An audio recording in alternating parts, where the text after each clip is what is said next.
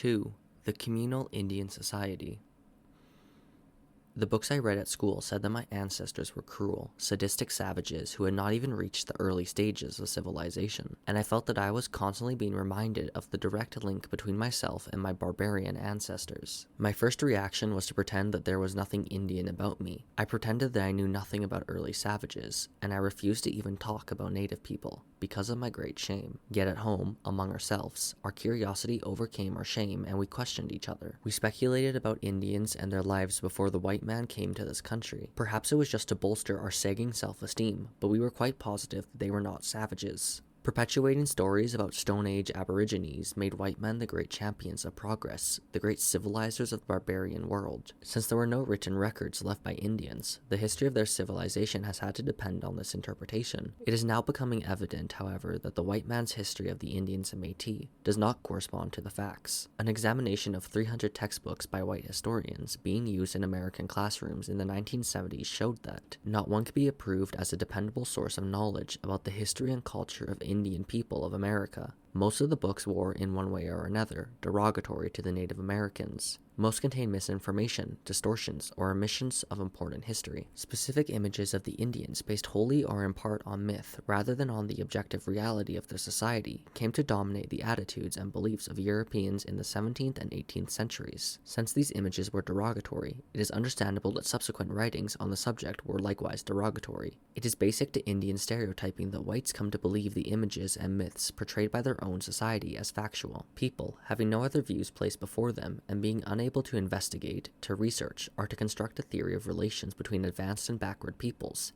have no other choice than to follow similar thought and to accept the actions of those governing the relations between European peoples and colonies by the patently false, but nevertheless dominating ideas. The more theories of colonialism are examined, the more they are seen as mythical. Colonial myths are very powerful because they become an organic part of the thought processes of the people in the imperial nation and serve as their reality. The particular interpretations or focus of white historians, diarists, and journalists depends also upon the particular circumstances of the period. For example, when it appeared that the Hudson's Bay Company might delay industrial expansion across Canada, writers were very critical of the Bay and gave explanations of how its officials severely exploited and abused Indians and Métis. However, as the Bay yielded its sovereignty and land, writers composed glowing reports about its generosity in its treatment of the native people. This same principle holds true for each historical period. Although we are taught that history is true and objective when based on primary sources, the observer's interpretations are bound to reflect the specific emphasis of the period and its unique circumstances.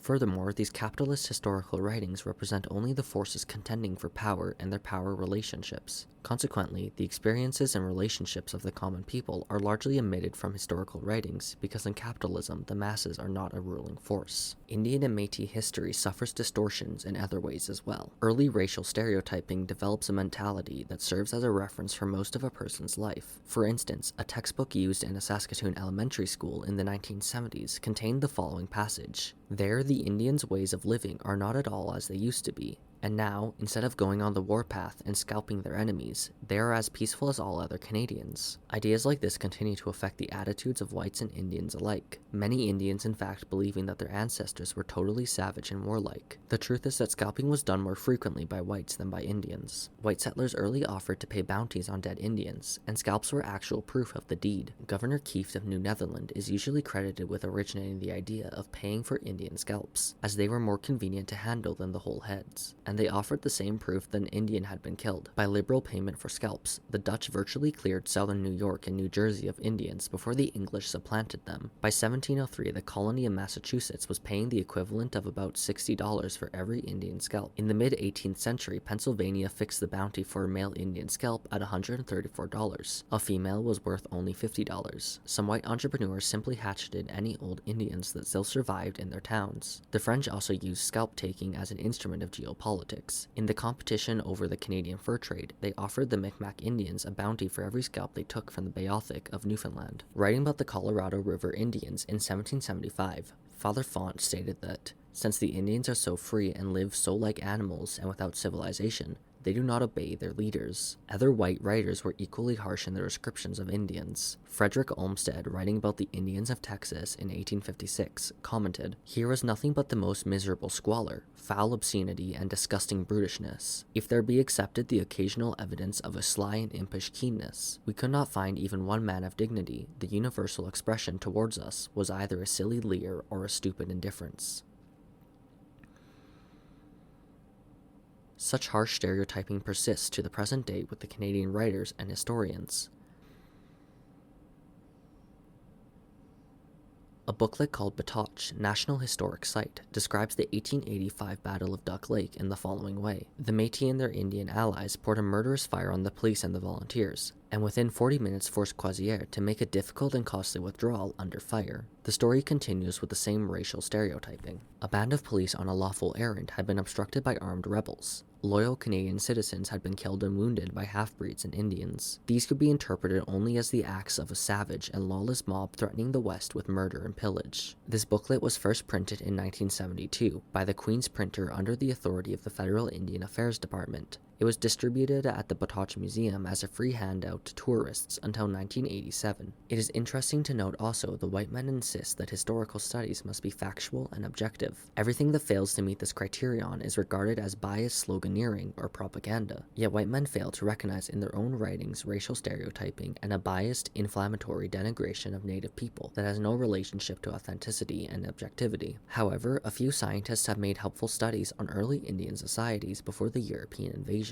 explaining how Indian society was governed according to a tribal and clan organization. The basic unit was the clan, a kinship group claiming a common ancestor. Members of the clan were bound by strong bonds of solidarity and mutual assistance. Each clan had its own council, a democratic governing body composed of both men and women that selected and dismissed leaders. Most leaders held office only for a specific duty and length of time. For instance, a certain leader would be selected for a certain buffalo hunt because of his special skills as a hunter and organizer, and the people would respect his leadership and authority for this particular hunt. However, at the end of the hunt, he ceased to be a leader and thus had no further authority. These positions of leadership had no permanence or authority in any other capacity apart from the specified duty. The next level of organization was the tribe, which was composed of several clans. The tribal council consisted of members from each individual clan. Each tribe had territory held in common by its members, consisting of settlements as well as hunting and fishing areas. A tribe had its own dialect or language, its own religious beliefs, rites of worship, and specific religious festivals during which dancing played an important part. The common land of each tribe was usually respected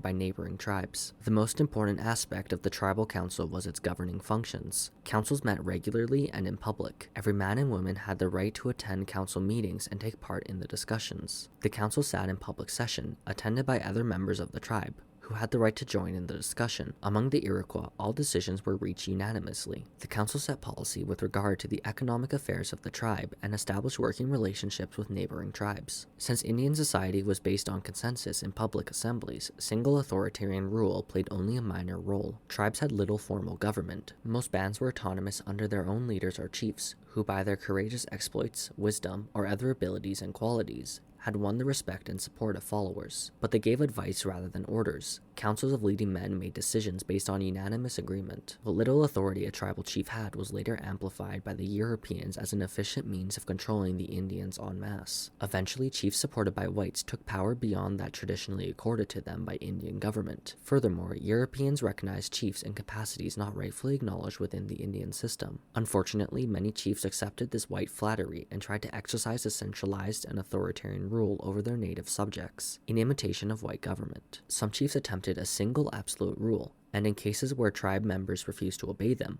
often administered beatings to their own people. Naturally, these chiefs became hated rulers, and the white authorities accordingly provided them with armed bodyguards. Although Indian society did not have a highly developed system of government, it nevertheless had a social order, more organic than systematic, that dealt with organization and administration. Most of the bands on the plains observed strict codes of rules that regulated behavior between people who were related to each other. Order and discipline were maintained in various ways. In the first place, the individual had a strong sense of his or her responsibility responsibility to the clan and to the tribe. Also, public shaming and ostracism were effective in deterring unsanctioned behavior. Before the arrival of the horse in the 18th century, the base of the Indian economy was agriculture and hunting. In most cases, the women raised the crops and the men hunted buffalo and other game on foot. The men devised various hunting schemes to capture the game, including driving buffalo into a pound or over a cliff. With the introduction of the horse about 1740, the economy, as well as the culture and the form of governing, changed substantially. The horse increased mobility and hunting efficiency, brought new peoples onto the plains from its fringes, and led to a richer, more flamboyant culture than had existed before. Because they were able to roam over larger distances, and their chances for successful hunts were greater, the Indians began to place greater emphasis on hunting buffalo and less on their agriculture. As they became primarily nomadic, their culture also changed. The arrival of the gun shortly after the horse moved Indian society towards a single crop economy based on the buffalo and a more flamboyant form of culture. The gun and the horse greatly increased into tribal trade, particularly in these two items. In the east, the rifle and the fur trade dislocated the ancient economy and turned Indians into trappers, which they had not been before. On the west coast, the fur trade and later the reduction of the native fishery destroyed the old manner of life for most natives. Before the Europeans arrived, Indian society was governed without police, without kings and governors, without judges, and without a ruling class. Disputes were settled by the council among the people concerned. Indian government was neither extensive nor complicated, and positions were created only to ensure effective administration for a given period of time. There were no poor and needy by comparison with other members, and likewise no wealthy and privileged. As a result, on the prairies, there were no classes and no class antagonisms among the people. Members of the community were bound to give each other assistance, protection, and support,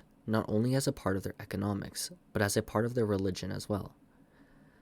Sharing was a natural characteristic of their way of life. Each member recognized his or her responsibility for contributing to the tribe's welfare when required, and individual profit-making was unknown. Everyone was equal in rights and benefits. Some native communities still function communally in this matter, particularly in poor areas. Very few members set themselves apart from the community and attempted to accumulate material wealth for themselves.